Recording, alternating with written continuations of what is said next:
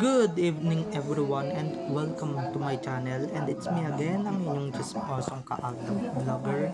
So gusto ko munang magpasalamat sa inyong lahat sa mga walang sawa na tumatangkilik, nanonood, sumusuport at sumusubaybay ng mga content ko here on my YouTube channel. So huwag ninyong babaktawan o lalaktawan tong ating content ngayong araw. I'm sure na hindi ninyo pagsisisihan na pinanood nyo ito mula umpisa hanggang hulihan. And syempre, wag kayong mag-i-skip ng segment, okay? Buuin nyo to start to finish, and wag ninyong kalimutan na i-share, okay?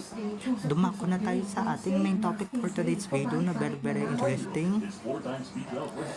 Ito na nga, hindi pala nagkain laban na, hindi pala nagkagustuhan tong dalawang twist. Ano tong mga junakis na to? Paliwanag nyo nga. Sige nga. So, ito na guys. Watch this. Mamaya papaliwanag ko sa inyo ng buong buo. So, ito na guys. Watch this.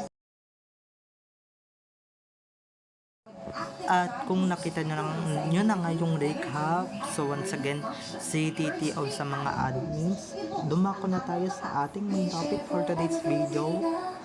Yung mga sinasabi nila na hindi sila nagkainlaban, hindi na fall at nagkagusto, ganyan guys, hindi totoo yan, diba? Lalong na yung mga nagkainlaban, mga ganyan na statement nung mga nakaraang buwan lang. Kung nagkainlaban at hindi nagkatuluyan, paliwanag mo nga tong mga batang to. Paliwanag nyo tong mga nakikita namin bagets or yung mga bagets na madalas na namin nakikita here on social media, lalo na sa Twitter. Kaya nyo bang paliwanag yun? Ano yung mga yan? Script lang ba yan? Diba? Ano lang ba yan? Ampon lang ba yung mga yan? Diba? Napakatindi talaga ng mga kasinungalingan sa bagay, diba? Yan naman din talaga yung pinapairal ng show, yan din naman talaga yung pinapairal ng mga kampo ng animalis here on social media, diba? Para diba, halatang-halata naman, lalong-lalo na yung nagpapanggap naman, halatang-halata naman na wala namang alam, diba, na in love daw siya. Kaso di lang kaya mag-confess ni Alden kasi nga, diba, mawawala daw yung magic. Talaga ba? Si Alden napaka-straightforward talaga. Wala nang kutsi-kutsi na palabo sa mga sinasabi niya or sa mga pabulaklak sa kanyang mga sinasabi or sa mga kanyang writings. Okay? Ang sinabi lang niya, napaka-hypocrite ko naman kung hindi naman ako aamin, diba? Na na-fall siya kay Main or hindi siya na-fall kay Main. Ito talagang si Mr. Fall at saka itong si Miss in Love, no? Halatang-halata kayo at napaghahalataan kayo. Booking na kayo. Dito pa lang sa mga junakis niyo, dito pa lang sa mga bata, sa mga bagets, diba? Kung hindi talaga naging kayo, ano to, diba? Ano yan mga lalong-lalo na yung mga tayo na lumalabas noon, diba? Mga playmate ngayon, yung mga kung sino-sino pang mga bata, ano yun, diba? Diba, marami na rin talagang naniniwala dito sa social media dun sa pagdaman ng balaga, kaya ayan, maraming naguguluhan, diba? Tsaka ano yung mga sinusuot, diba? Lahat ng mga pinapalabas nila, lahat ng mga pinapalabas nila, at syempre pagpupunwari lang naman yun, mga ka-Aldab Nation, diba? Pagpupunwari, at syempre pagpupunwari lang, hindi gaya nung, diba? Hindi naman sila pwedeng sabi ng totoo kasi baka mamaya malagot sila sa kanilang management or sa mga management nila talaga, diba? Malalagot sila yun. Siyempre pagagalitan sila. Pero talagang halatang halata sa mga mata nila na talagang nagsisinungaling talaga sila at halatang halatang gustong gusto na nilang umamin na meron na silang mga anak. And syempre hindi lang kunwari ang nangyayari sa kanila, kundi pawang katotohanan lang naman. Kaya ako, yung podcast na yan, never ko pinanood every single episode, diba? Dahil alam ko talaga yung mangyayari, ganito talaga yung mangyayari, diba? Tapos may mga maniniwala dyan, may mga paniwalaan dyan syempre na maniniwala na ay hindi naman pala totoong naging sila, hindi naman pala naging magjowa, hindi naman pala naging mag-asawa, wala naman palang anak, diba? Wala naman palang pamilyang binubuo, nababalo lang yung ADN, ganyan. Pero kung talagang solid true-blooded ADN ka at hindi mahina yung utak mo at madali kang magpasulsul, magpapaniwala sa mga kabobohan ng management na yan or sa mga kabobohan na podcast na yan, ewan ko ba kung ano ba yung pinupoint na itong podcast na to, anniversary ba? Parang kasinungalingan din naman, diba? Parang doon na rin talaga papunta diba? Yung mata pa lang ni Maine, kung si Maine ba talaga yun, yung mata niya halatang halata talaga na gustong umami, gusto nang kumalta na talagang mag-asawa na sila, and syempre may mga anak na sila. Si Alden talagang tinanong mo, did you fall for me? Talagang kumislap yung mata niya, diba?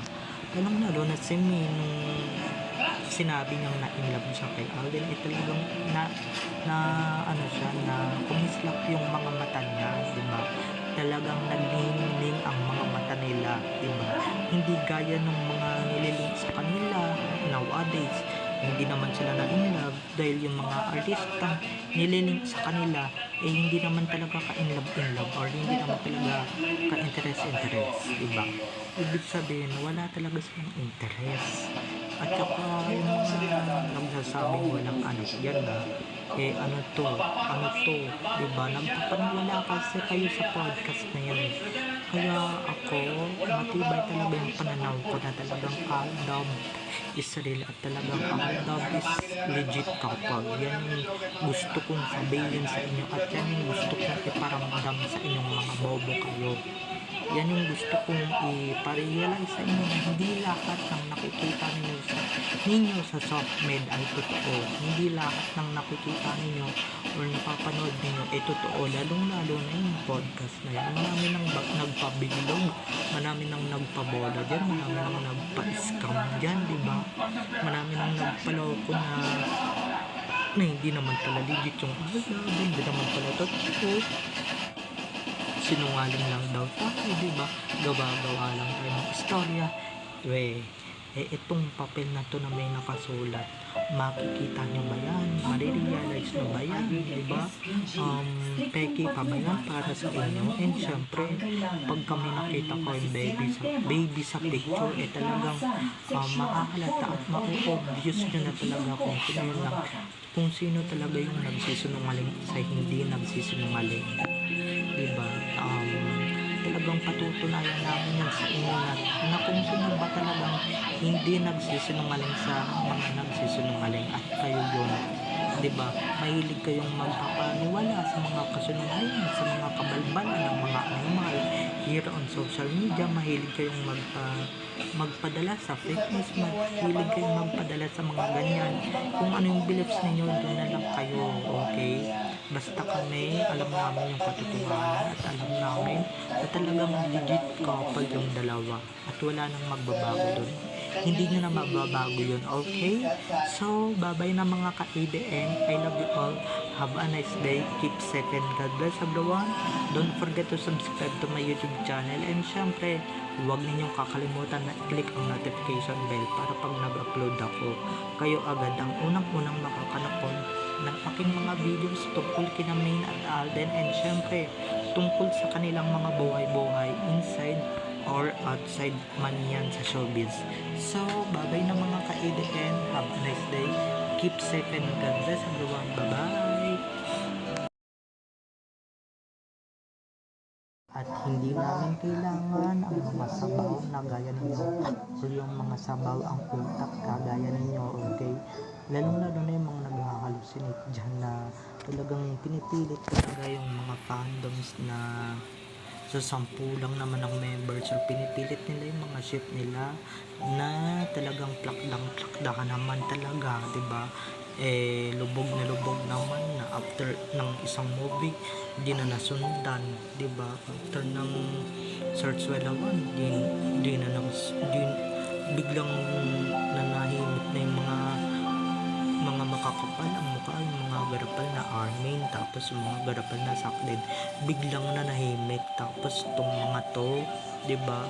Palibhasa yung mga naniniwala lang naman dito sa mga fake news na to, sa mga podcast ng Taisho is yung mga walang utak o yung mga may utak nga kasi hindi naman nila ginagamit, 'di ba?